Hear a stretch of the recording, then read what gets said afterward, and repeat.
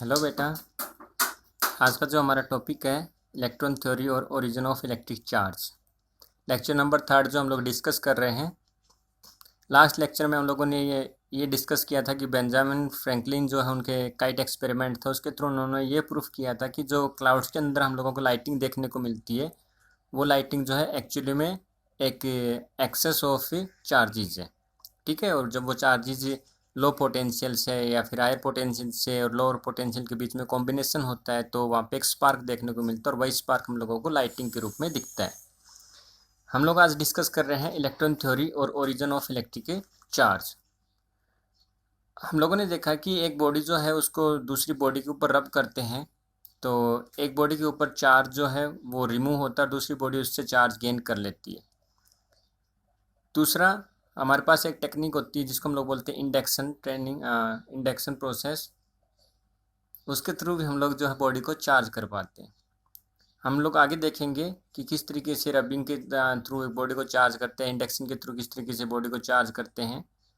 But फिलहाल हम लोग ये डिस्कस कर रहे हैं कि जो कोई भी बॉडी चार्ज होती है तो who is responsible for charging of a body. तो सबसे पहले कुछ पॉइंट है इसमें, वो समझिएगा। This theory is about the why a body is charge और अनचार्ज।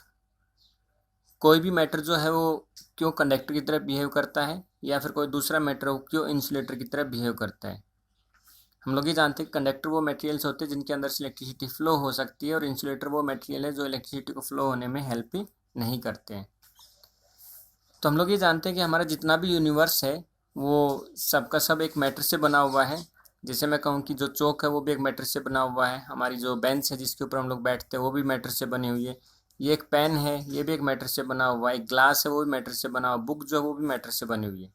मतलब कि जितने भी यूनिवर्स हम लोग चीज़ें देखते हैं सब की सब मैटर से बनी हुई है। तो यदि मैं उन मैटर्स को मैं तोड़ूँ, मतलब यदि मैं उनको छोटे छोटे छोटे टुकड़े करने की कोशिश करूँ, तो मान लीजिए हमारे पास में ये एक मैटर है, इस मैटर को मैंने छोटे टुकड़े किए तो इसकी शेप जो है वो इसकी आधी हो जाएगी। फिर से मैं इसके छोटे टुकड़े करता हूँ तो इसकी और छोटी हो जाएगी, शेप हो जाएगी। और छोटे टुकड़ा करता हूँ इसकी शेप और छोटी हो जाएगी। मतलब कि हम लोग एक मैटर के टुकड़े करते आए करते आए करते आए तो हम लोग ये देखते हैं कि मैटर जो है वो कंपाउंड बन जाता है, फिर मॉलिक्यूल बन जाता है। मॉलिक्यूल्स को हम लोगों ने और भी तोड़ा तो हम लोगों को फाइनली मिलता है एटम्स। ठीक है, एक मैटर था उसको ब्रेक किया छोटे छोटे पार्टिकल्स में, तो उसको और छोटा किया और छोटा किया, कंपाउंड, मॉलिक्यूल, और फाइनली हम लोगों को मिलता है एटम। यदि हम लोग एटम को भी ब्रेक करते हैं तो एटम के अंदर भी हम लोगों को 3 चीज़ें मिलती है। एक मिलता है हम लोगों को प्रोटॉन, एक मिलता है न्यूट्रॉन, और एक मिलता है इलेक्ट्रॉन। इन सब चीज़ों के बारे में आप जानते हो, उम्मीद करता हूँ। जो प्रोटॉन और न्यूट्रॉन जो है वो हमारे पास में एटम के अंदर न्यूक्लियस के अंदर रहते हैं, और उनको हम लोग बोलते हैं एटॉमिक न्यूक्लियस, क्योंकि वो एटम का न्यूक्लियस है। So that one is called atomic nucleus. Okay, next thing. अब जितना चार्ज हमारे पास में प्रोटॉन के पास में होता है उतना ही चार्ज उस एटम के इलेक्ट्रॉन के पास में होता है। तो जो प्रोटॉन रहता है वो न्यूक्लियस के अंदर रहता है, और हम लोग ये जानते हैं कि साइज ऑफ न्यूक्लियस वो अराउंड ऑफ 10⁻⁻15 मीटर होता है, विच इज़ सो स्मॉल। और जो इलेक्ट्रॉन्स रहते हैं उनकी एक वैलेंस सेल रहती है, उस वैलेंस सेल के अंदर जो इलेक्ट्रॉन्स है रिवॉल्व करते हैं। ठीक है, तो इलेक्ट्रॉन्स के पास में नेगेटिव चार्ज होता है और प्रोटॉन्स के पास में पॉजिटिव चार्ज होता है। तो यदि हम लोग ये कहें कि जितना इलेक्ट्रॉन्स के पास में चार्ज होता है उतना ही चार्ज हमारे पास में प्रोटॉन के पास भी होता है। लेट मी से दैट कि इलेक्ट्रॉन्स के पास में टोटल चार्ज है 10 कूलम। ठीक है, यहाँ पे कूलम जो है वो एक चार्ज की यूनिट है। तो मान लीजिए इलेक्ट्रॉन्स के पास में टोटल चार्ज है 10 कूलम, तो हम लोग ये जानते हैं कि प्रोटॉन्स के पास भी टोटल चार्ज कितना होगा, 10 कूलम। तो जितना इलेक्ट्रॉन्स के पास चार्ज हुआ उतना ही हमारे पास में प्रोटॉन्स के पास चार्ज हुआ। तो यदि दोनों को हम लोग जोड़ेंगे तो -10 + 10 कितना हो जाएगा, 0। और इसलिए एटम का जो नेट चार्ज होता है वो होता है 0। किसी भी एटम का नेट चार्ज 0 होता है। और एटम किससे मिलके बना है, सॉरी, एटम से मिलके क्या बने, मॉलिक्यूल, मॉलिक्यूल से कंपाउंड, कंपाउंड से मैटर। तो यदि एक उसकी स्मॉलेस्ट यूनिट एटम का यदि नेट चार्ज 0 है तो कंपाउंड का भी या मॉलिक्यूल का या मैटर का भी नेट चार्ज हमारे पास 0 ही देखने को मिलेगा। ठीक है, तो हम लोग ये कह सकते हैं कि उसका नेट चार्ज 0 है, तो every atom has a net charge is 0। ठीक, तो यदि किसी का नेट चार्ज 0 है तो हम लोग ये कह सकते हैं कि atom has a electrically neutral. ठीक है, इलेक्ट्रिकली न्यूट्रल का मतलब ये है कि उस एटम का जो नेट चार्ज है वो जीरो, लेकिन एटम के पास चार्ज जरूर है क्योंकि उसके पास बहुत सारा चार्ज है जिसमें दो पार्ट्स बने हुए हैं, नेगेटिव चार्ज और पॉजिटिव चार्ज। तो इलेक्ट्रिकली वो न्यूट्रल है बट की जबकि उसके पास में बहुत सारा चार्ज वैसे प्रेजेंट है। ओके, थर्ड थिंग देखिए,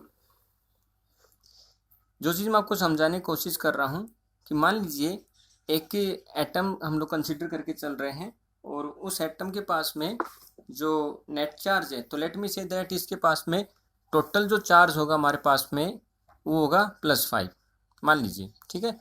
तो यहाँ पे टोटल चार्ज होगा प्रोटॉन का इस न्यूक्लियस के अंदर +5, तो उतना ही चार्ज हम लोगों को नेगेटिव चार्ज मतलब -2 और -3 कितना हो जाएगा, -5 देखने को मिलेगा इलेक्ट्रॉन्स के ऊपर। तो इस प्रकार से एक एटम के जो चार्जेज है वो हम लोगों को बैलेंस्ड मिलते हैं, ठीक है।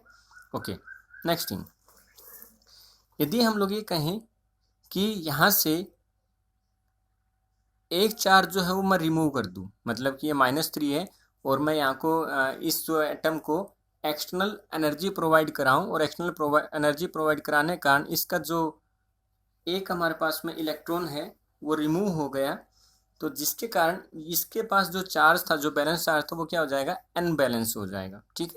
और इस एटम का जो नेट चार्ज था वो नेट चार्ज चेंज हो जाएगा।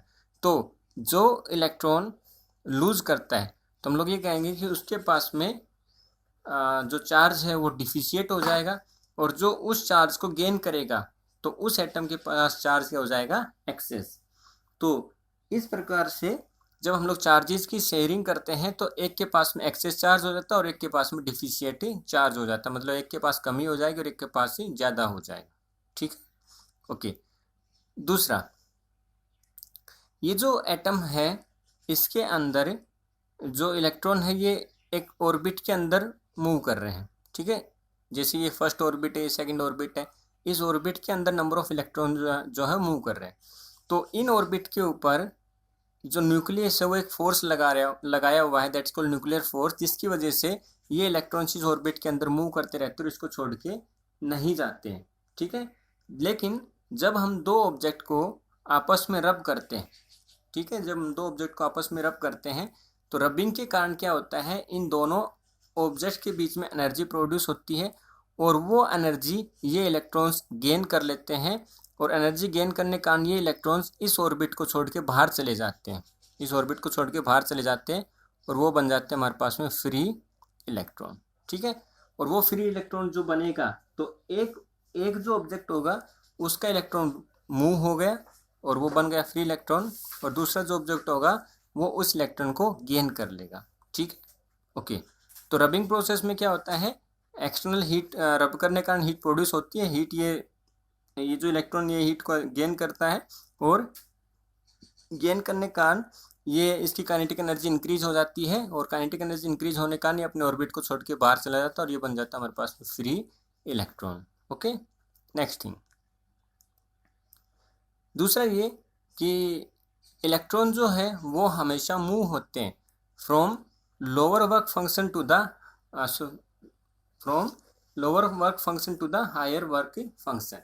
इसका मतलब ये है वर्क फंक्शन का कि यदि हम लोग किसी इलेक्ट्रॉन को वहाँ से रिमूव करना चाहते हैं, ठीक है, तो हमें उस इलेक्ट्रॉन को कुछ एनर्जी देनी पड़ेगी, जिस एनर्जी के कारण उसका जो काइनेटिक एनर्जी है वो इंक्रीज हो जाएगी। तो हम लोग ये जानते हैं कि जो वर्क डन होता है वो हमारे पास में होता है फोर्स इनटू में डिस्प्लेसमेंट। तो यहाँ पे जो एनर्जी है वो काम कर रही है यहाँ पे फोर्स प्रोवाइड कराने की, और एनर्जी प्रोवाइड कराई थी हम लोगों ने जिसके कारण उसका ये कह सकते हैं कि उसकी काइनेटिक एनर्जी इंक्रीज हुई तो उसका डिस्प्लेसमेंट हुआ, तो यहाँ पे वर्क डन हो जाएगा फोर्स इनटू में डिस्प्लेसमेंट। ओके, तो इलेक्ट्रॉन हमेशा lower work function to the higher work function की तरफ से मूव होता है। Next thing,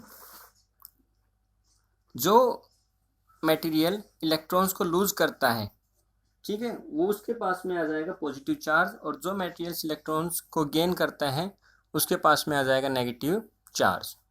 okay, next thing देखिए,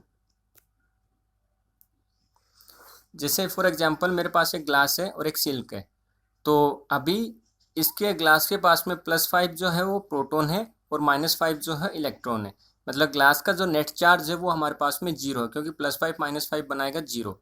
उसी प्रकार से जो सिल्क है उसके पास भी मान लीजिए फॉर एग्जांपल 5 प्रोटॉन और 5 न्यूट्रॉन, मतलब सिल्क का जो भी नेट चार्ज है वो हमारे पास में है 0।